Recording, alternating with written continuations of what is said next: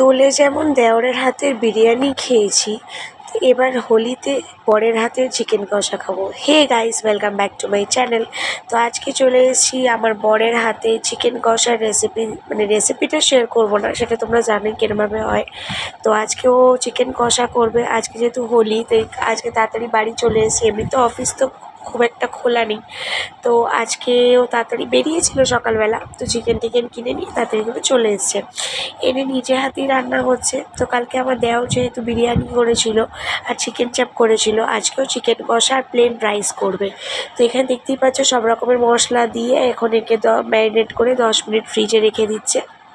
তো আমি স্নান করতে চলে গেছিলাম, তাই তোমাদেরকে শুরুটা দেখানো হয়নি। তাই কালারটা দেখো, মনে হচ্ছে কড়াই থেকে তুলেই খেয়ে নিই, এতটাই মানে দেখতে লোভ লাগছে। তো যাই হোক, আমি ওকে বারবার করে বলছি যে তোমার এক ফোঁটা ঘামও যেন খাবারে না পারে। তো যাই হোক, ওর পেছনে লাগতে লাগতে ও বলছে না, তোমাকে এক পিস দিয়ে বাইরে পাঠাই। মানে এখনও কিন্তু তৈরি হয়নি, আমি এমন করছিলাম যেন জীবনে আমি খেতে পাই না। তো আমাকে বলছে ঠিক আছে, তোমাকে এক পিস দিয়ে আগে তোমাকে বিদায় করি।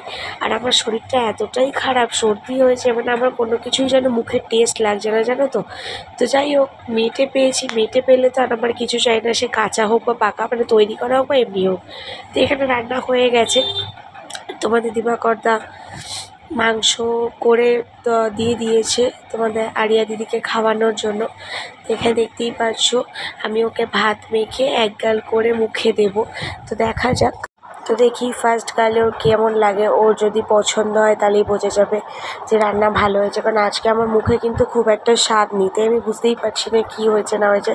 তো ওকে তো দিলাম, দেখি ওর রেজাল্ট কী আসে। যদি বলে ভালো হয়েছে তাহলেই বুঝো ভালো হয়েছে। ওর পাপার রান্না, ওর তো ভালো লাগবেই। তো চলো আমরাও খাওয়া দাওয়া করে একদম দেখা হবে। তো ফ্রেন্ডস, এখন আমি একটু রেডি হয়ে গেছি, মন মেজাজটা খারাপ হয়ে গেছে, এত সুন্দর করে বরের হাতের রান্না খেলাম।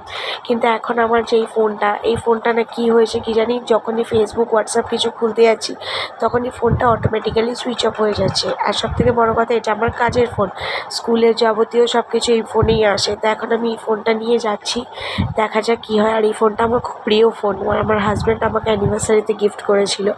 তো চলো আমরা রাস্তায় বেরিয়ে গেছি। এখানেতে এসে ভাবছি হঠাৎ করে বুড়ির ঘর আবার আজকে কেন হচ্ছে, কারণ বুড়ির ঘর তো হয়ে গেছে, আবার কেন। তারপর দেখছি যে না, নোংরা সব পাতা পুতাও পোড়াচ্ছে। তো এই করতে করতে চলে এসেছি দোকানে। তো এখনের মতো ভিডিওটা শেষ করলাম, পরে আবার দেখা হবে।